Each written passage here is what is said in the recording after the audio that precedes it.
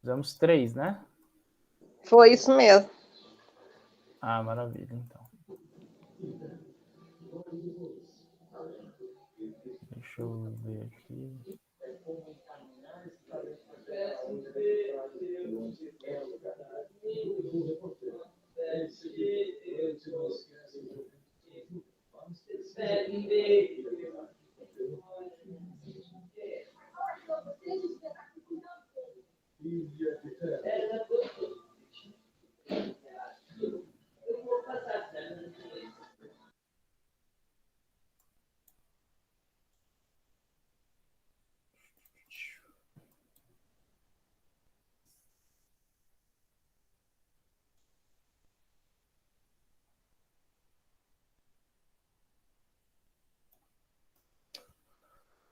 Bom, eu vou passar um vídeo para a gente aqui ver melhor sobre essa questão da escravidão e do comércio escravocrata, porque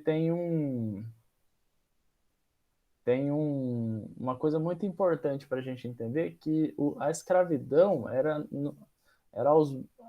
aos moldes do sistema capitalista. Então, as pessoas eram tratadas como produtos, capturadas no continente africano, em várias regiões, como a gente viu, e tratadas como produtos. Inclusive, Érica e Ito, tinha. Sabe quando a gente tem um carro, a gente faz um seguro do carro? Para caso bater, essas coisas? Uhum. Então, os escravos tinham seguros, para você ter uma noção. Caso tivesse perda, sabe? Tivesse algum tipo de problema no translado do Atlântico, eles morressem, acontecesse alguma coisa, as pessoas que compraram recebiam um seguro, né? Então era tratado como um produto mesmo. E aí é muito importante a gente entender que um escravo ele é uma propriedade privada, é propriedade de alguém e não tem direitos, né? É tratado como objeto, então tem um conceito aí de objetificação, que é tornar um ser humano objeto para o bel prazer da pessoa aí. Então eu vou colocar um vídeo aqui rapidinho sobre escravidão.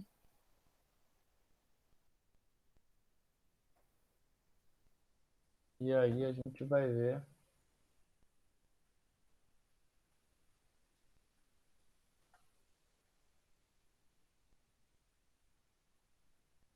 Tá bem legal aqui. Tem gente que não viaja por causa de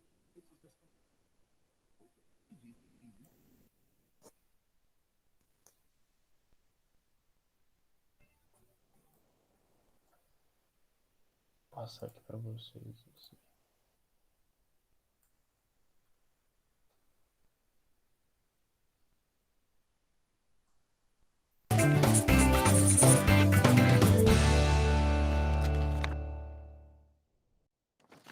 Salve, salve galera, beleza? Eu sou Guilherme Praça, do time de História do Descomplica. Sejam muito bem-vindos a mais um Quer Que Desenhe? Aqui nós construímos juntos mapas mentais para você dominar qualquer matéria. Bora lá?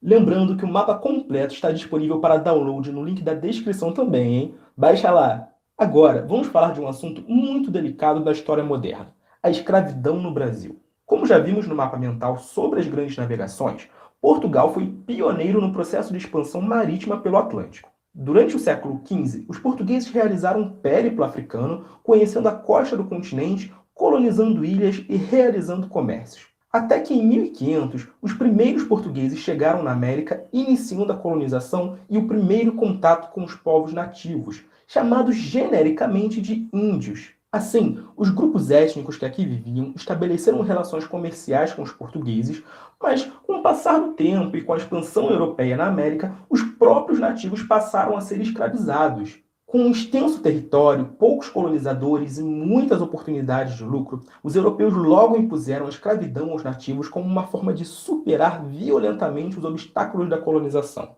No entanto, essa tentativa inicial de escravidão não se expandiu tanto quanto a escravidão negra africana, por alguns motivos, como o genocídio de diversas etnias pelo contato com os portugueses, o que dificultou a busca por mãos de obra, a dificuldade em adaptar os nativos ao sistema de plantation, pois esses conviviam apenas com a subsistência, a intervenção da Igreja Católica e da coroa portuguesa, a resistência dos nativos que conheciam melhor o território, podendo lutar, fugir e se esconder, e o lucro muito maior que os portugueses conseguiam com o tráfico de africanos para o Brasil.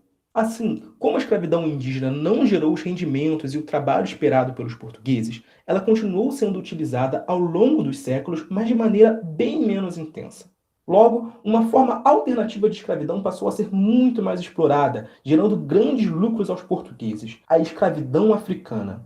O trabalho compulsório já existia na África, principalmente como espólios de guerras. No entanto, a escravidão que os europeus impuseram aos africanos contou com características e dimensões únicas.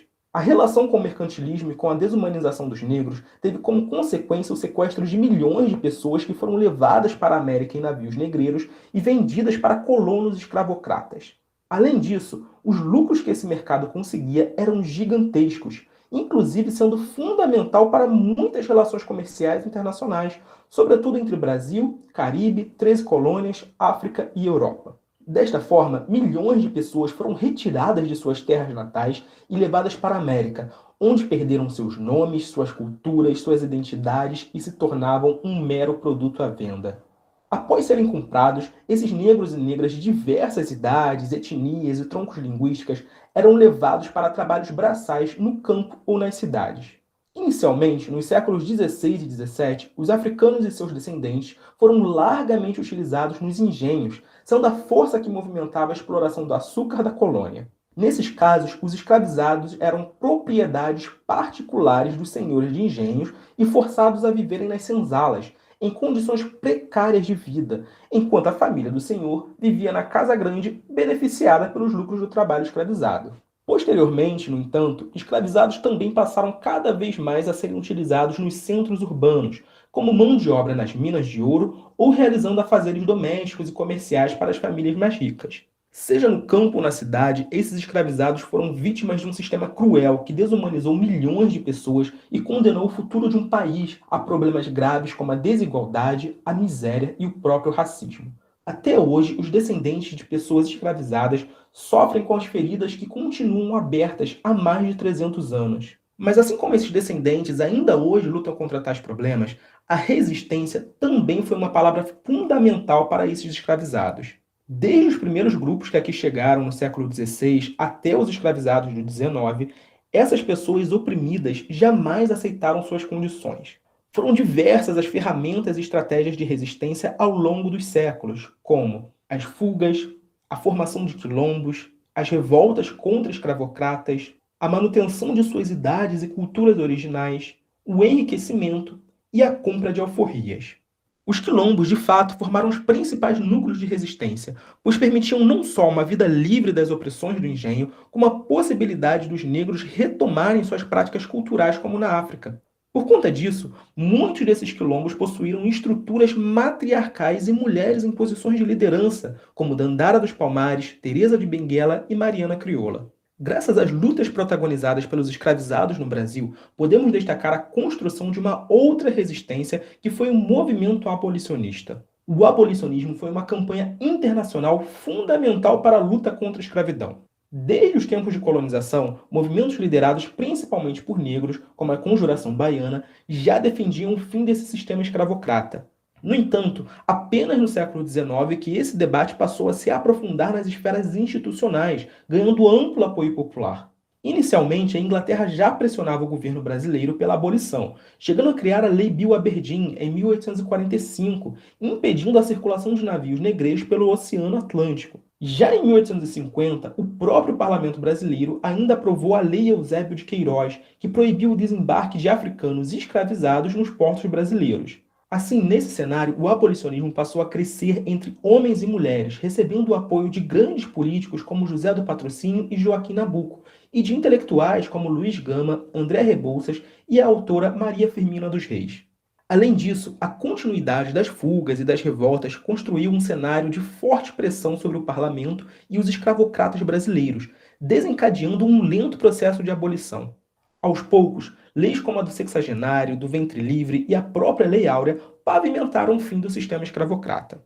No entanto, antes mesmo da Lei Áurea ser assinada, muitos escravizados já se libertavam graças às compras de alforria por abolicionista e pelas próprias lutas. Um dos casos mais marcantes foi o fim da escravidão no Ceará, em 1882, após uma rebelião liderada pelo jangadeiro Chico da Matilde, também chamado de Dragão do Mar. Enfim, com todos esses detalhes, vocês já devem ter percebido que a escravidão no Brasil, seja de negros ou de nativos, deixou sérios problemas para o país. Pela forma como que se enraizou na nossa estrutura social e pela sua crueldade, sofremos com suas heranças até hoje. Entretanto, você também deve ter percebido que esse sistema chegou ao fim longe da forma pacífica, mas por consequência de muita luta e resistência dos próprios negros através dos séculos. Por isso, é tão importante destacarmos seu protagonismo. Bom, pessoal, agora que chegamos ao fim, não esqueçam de baixar o mapa com...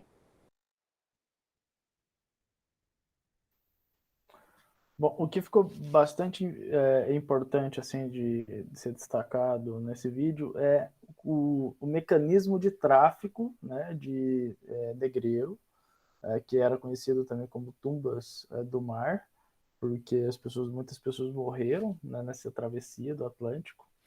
É horrível, né, a travessia, um experimento, a experiência, né, disso. Vamos tentar resolver esses três exercícios que estão na segunda semana. Eu vou compartilhar aqui com vocês. Eu acho que o que a gente já viu nesse vídeo já é interessante para conseguir resolvê-los. Tudo bem? Tudo bem? Vamos nessa? Ítalo, Érica.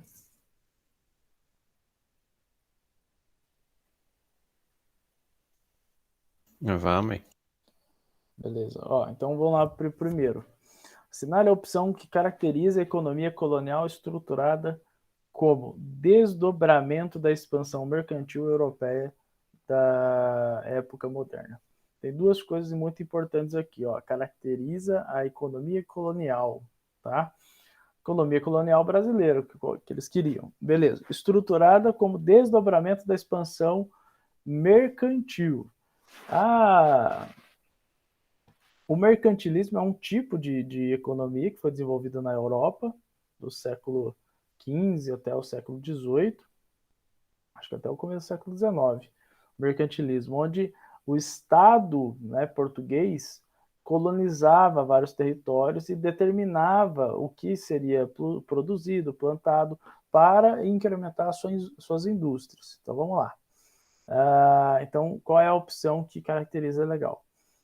A descoberta de ouro no final do século XVI, desculpa, XVII, aumentou a renda colonial, favorecendo o rompimento dos monopólios que regulamentavam a relação com a metrópole. Não, tá? De fato, aconteceu a descoberta de ouro no final do século XVII. Porém, não favoreceu o rompimento dos monopólios, tá? Pelo contrário, o Brasil vai ser colônia por muito tempo ainda. B. O caráter explorador da economia colonial foi lentamente alterado pelo crescimento dos setores de subsistência. Não. Monocultura no Brasil vai até era Vargas, né? Com a produção de café. Monocultura, uma cultura só sendo produzida no Brasil. Ou era cana-de-açúcar ou era café. Chegou um momento que teve o ciclo da borracha também, mas insignificante aqui.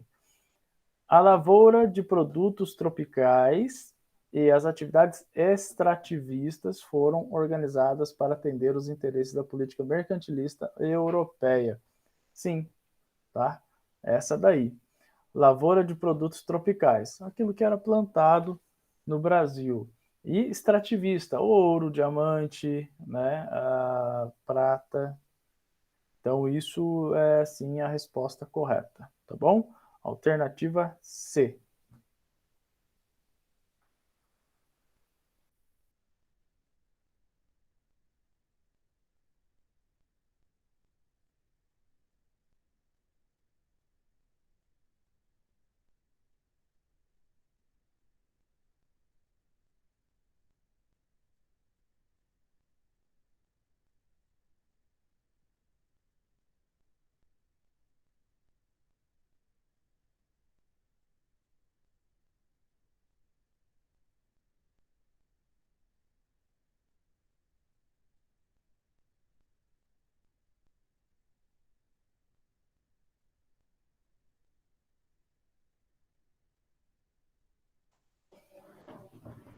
Beleza, pessoal? Podemos ir para 2? Pode? Beleza, a 2 é tranquilo, ó. FUVEST, uma questão bem legal da FUVEST, o vestibular da USP. No Brasil, os escravizados, 1. Trabalhavam tanto no campo quanto na cidade, em atividades econômicas variadas. O que vocês acham? Certo ou errado? Vamos lá, dá a opinião de vocês aí.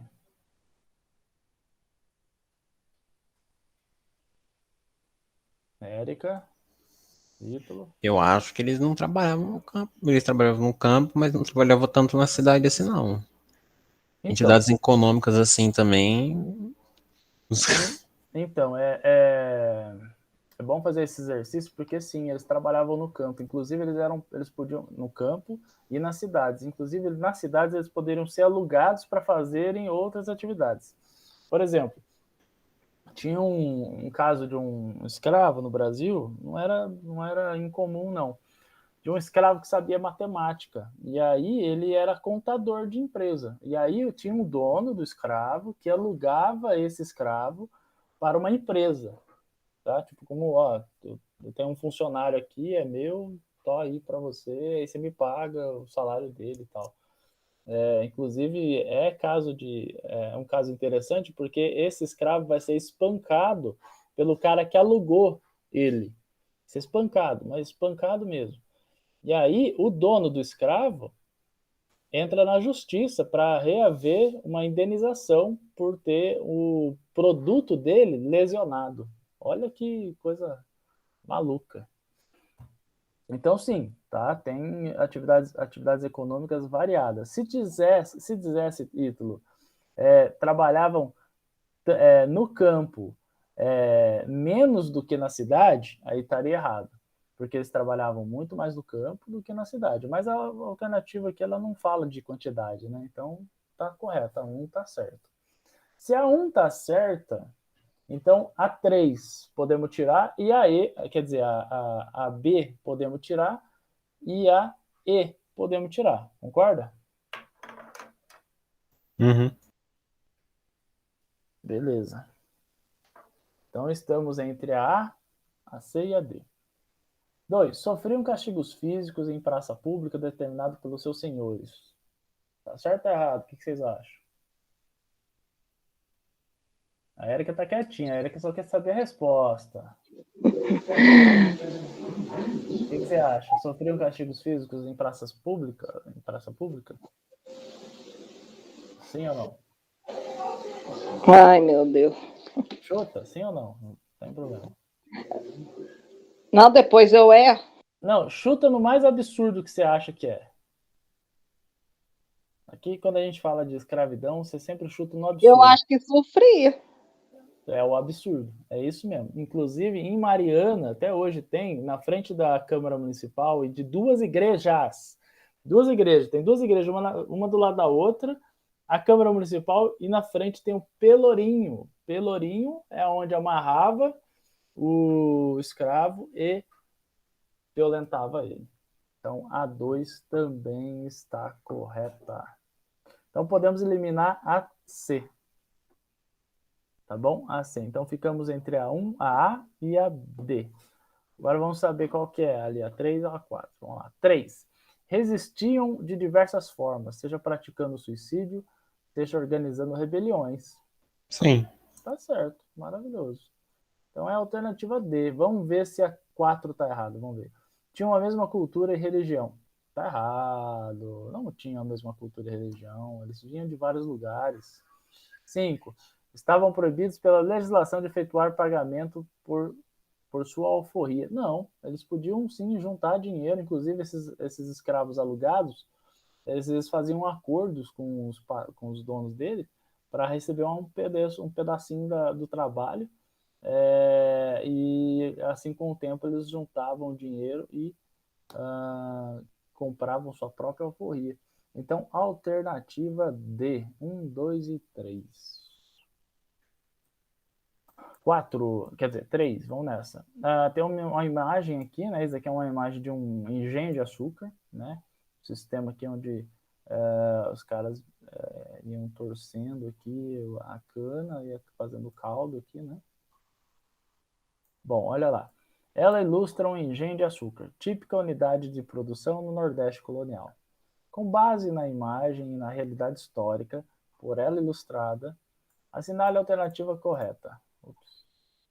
Aqui. Assinale a alternativa correta. A. Esse engenho movido por força hidráulica. Vamos ver se é hidráulica aqui. É hidráulico isso aqui? Parece que é hidráulico, parece que é um rio. Tá tão ruim a imagem, né?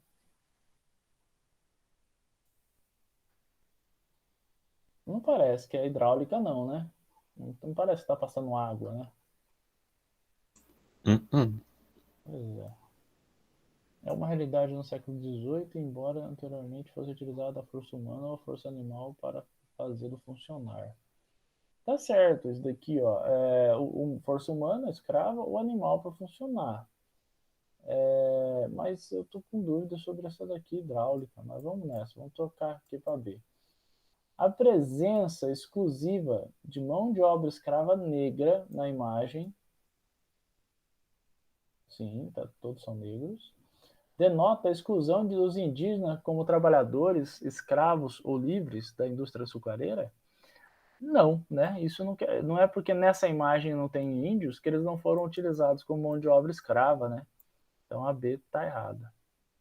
C. Engenhos de grande porte, como a da ilustração, só foram introduzidos na América Portuguesa em meados do século XVII pelos holandeses. Não, está errado, já tinha engenhos aqui, muito tempo. A mão de obra utilizada nos engenhos, escrava ou livre, muitas vezes era formada por trabalhadores especializados. Não, não era. E a mão de obra indígena só foi utilizada no período colonial em regiões como São Paulo e Rio de Janeiro, não se fazendo presentes nos engenhos do Nordeste. Está errada também. Então, acho que é a A mesmo, né? Alternativa A. Não parece ser hidráulico, mas deve ser mesmo, né? Deve ser que isso daqui deve ser água, né, no canto, não sei. É que a imagem tá tão ruim que não dá nem pra... Então, alternativa A, pessoal. Beleza? Correto. Correto, né? Vai salvando aqui, o que eu fiz? Fiz nada. Então é isso, pessoal. Por hoje é só. Já criei ali na... Quer dizer, criei não. Vou criar agora.